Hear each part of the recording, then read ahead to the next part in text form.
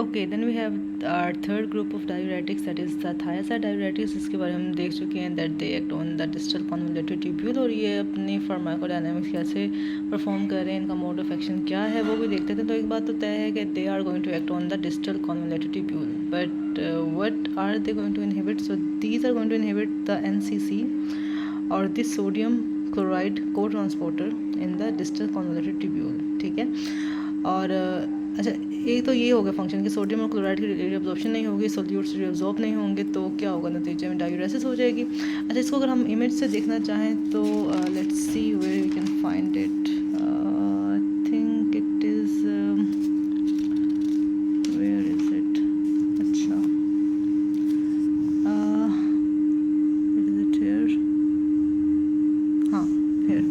तो as you can see कि sodium और क्लोराइड आयंस की रीअब्जॉर्प्शन हो रही है बाय द एनसीसी और दी सोडियम क्लोराइड को ट्रांसपोर्टर। इसको इनहिबिट करने का काम इन द डिस्टल कन्वोल्यूटेड ट्यूब्यूल ये है किसका? थायराइड डायूरेटिक्स का।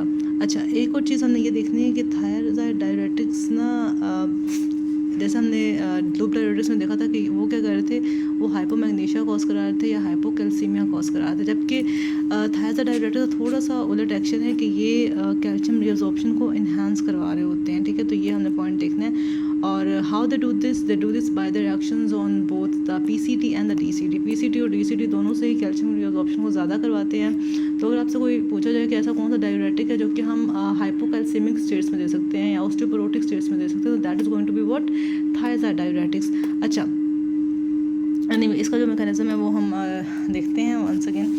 तो एज वी सेट कि ये एनएस की रिजोल्यूशनों को कम कर, उसको कम कर रहा है by the luminal inhibition of DCT, और वहाँ पर ये सोडियम क्लोराइड को ट्रांसपोर्टर को इनहिबिट कर रहा होता है। इसके अलावा ये कैल्शियम आयन की रिअब्जॉर्प्शन ज़्यादा कर रहा है। हाउ? बाय पीसीटी में से क्या रोल होता है, पीसीटी से कैसे रिअब्जॉर्प्शन ज़्यादा करा रहा है कैल्शियम की?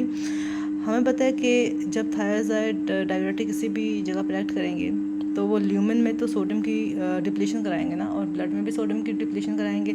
तो उसको कॉम्पनसेट करने के लिए क्या होता है कि पीसीटी में कैल्शियम आयंस की रीअब्जॉर्प्शन ज़्यादा हो जाती है, ठीक है। तो पैसिव कैल्शियम रीअब्जॉर्प्शन हो जाती है, ठीक है।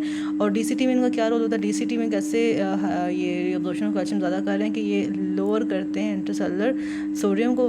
लोअर तो हो गया इंटरसेलुलर सोडियम की वजह से ना, एक चैनल होता है सोडियम कैल्शियम एक्सचेंजर, ठीक है।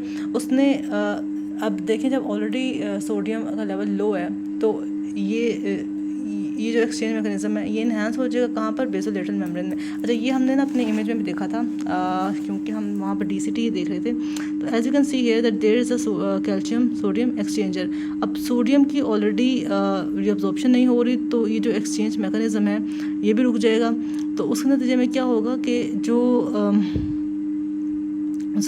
जब ल्यूमन में सोडियम कम आ रहा है तो जो ये सेल्स हैं, जो ट्यूबुलर सेल्स हैं, they will try to compensate for the sodium by the reabsorption from the interstitium. तो उस नतीजे में क्या होगा? सोडियम ल्यूमन में आता रहेगा और कैल्शियम हमारे पास रीअब्जॉर्ब होते रहेंगे। तो दैट इज़ द मैकेनिज्म कि decreased sodium content in the tubular cells will activate this calcium sodium exchanger, due to which the sodium ions will be getting entered into the tubular cells and calcium ions will be reabsorbed।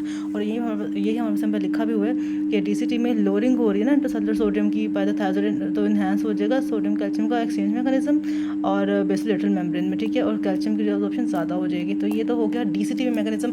इसका PCT में mechanism ये था basically कि जो calcium जो sodium की वजह से वॉल्यूम डिप्लीशन हो रहा था ना, उसको कॉम्पनसेट करने के लिए कैल्शियम आयंस की रिअब्जॉर्प्शन हो रही थी। तो वो वहाँ पे वॉल्यूम डिप्लीशन का मैकेनिज्म था, या यू कैन से आयंस को कॉम्पनसेट करने का मैकेनिज्म था, ठीक है।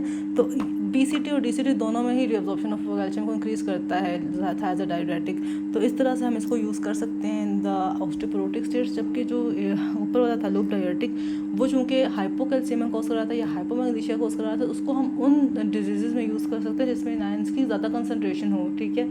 लाइक कोई ट्यूमर हो पैराथायरॉइड ग्लैंड का, उस तरह की कंडीशंस में, ठीक है।